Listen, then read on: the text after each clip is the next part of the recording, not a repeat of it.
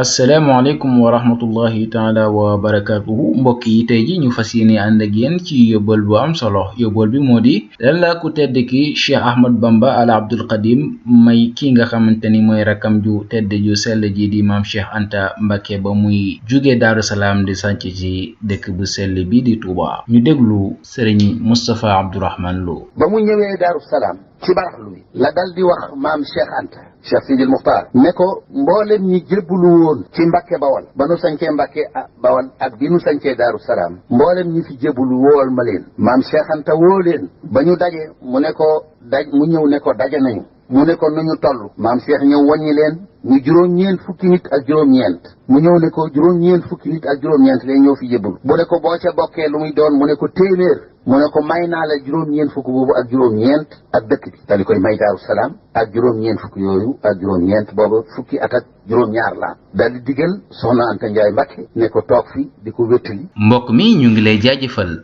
di la jox di daje suñu beneen yóbbal ndéem soob na yàlla fii ci sa seen Yóbbal TV.